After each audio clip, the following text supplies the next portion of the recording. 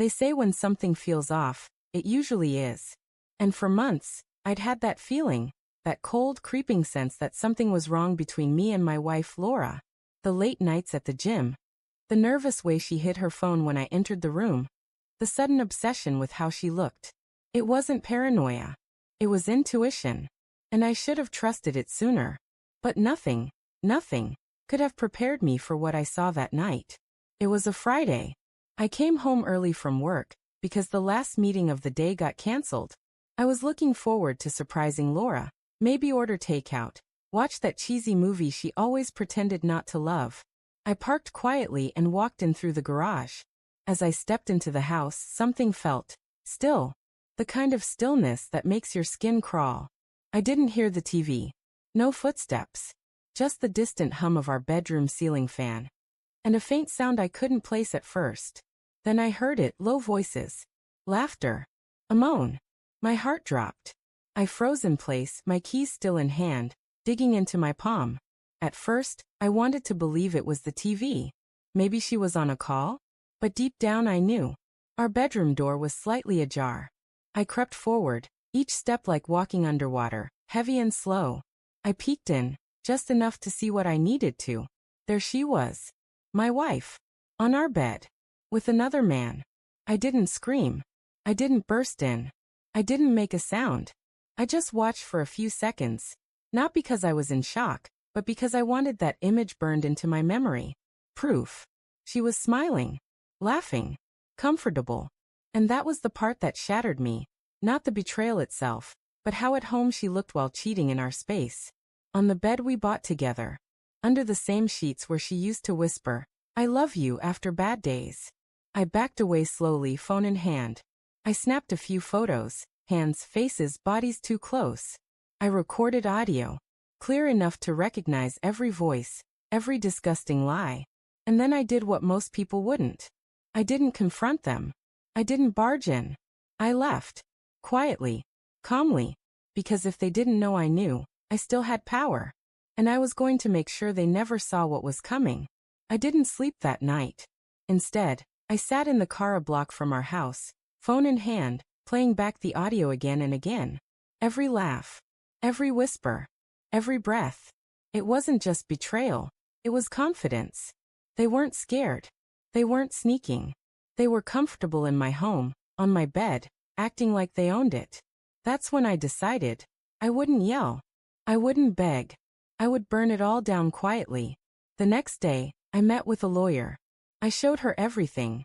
The photos, the recordings, the timestamps, and yes, the marriage certificate.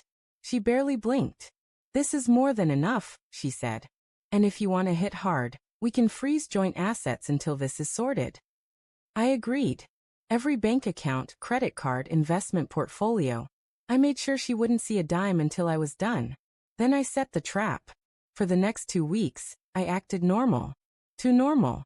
I kissed her forehead in the mornings, texted her "miss you" during the day, even asked if she wanted to go on a weekend trip. She declined, of course. Busy with work. Translation. She had plans with him. Perfect. I used the time to set up hidden cameras. Nothing fancy. Just enough to document what she was doing while I was away. And sure enough, like clockwork, he showed up again. Same car. Same casual arrogance. Same lack of shame. They didn't just cheat. They got comfortable cheating. That made my plan even easier. I filed the divorce paperwork 3 days later, requested an emergency hearing, froze the finances, and waited for the perfect moment to detonate everything. That moment came the following Saturday. She told me she was going to a spa with some coworkers. I smiled, kissed her cheek, and told her to have fun. What she didn't know was that I never left town. I had friends help me, one in particular who worked in private security. We monitored her all day, confirmed the hotel, confirmed the room. She wasn't at a spa. She was with him. And this time, I had the hotel manager, a friend of my buddy, grant me access to their room. I signed a waiver, kept everything legal. I didn't knock. I walked in. The look on her face, towel barely wrapped around her, makeup smudged, wine glass in hand, was priceless. The guy turned white. Literally froze. Like I was a ghost. I didn't yell. I didn't throw a punch. I just dropped a manila envelope on the hotel table. Inside, divorce papers, a flash drive with audio and video evidence, and a written statement telling her the house was already being sold. The bank accounts were frozen. The lawyers had been notified, and that she had 30 days to vacate the property. She stuttered, begged, said, "We can fix this." He tried to stand up, muttering something like, "Hey man, let's talk." I looked at him once and walked out. No anger, no threats, no violence, just the cold, calculated truth. They thought I'd never find out. They thought they could hide it in my own home. But now they knew. I saw everything. I planned everything. And I left nothing behind. It's been 6 months since that day in the hotel room. Funny thing is, people always expect revenge to be loud, explosive. But the truth? The most devastating revenge is silence. A door closed with no second look. A man who chooses not to scream, but simply leaves, with everything. I didn't hear from Laura for almost a month. Then came the messages. First a text. "Can we please talk?" Then a voicemail. I didn't mean for it to go this far. I made a mistake. "I miss you." Then a letter in the mail. Handwritten. 4 pages long. Full of regrets. Full of rewrites. Full of everything she should have said before she laid in our bed with another man. I read every word. Then I threw it away. Because I'd already made peace with something people often forget.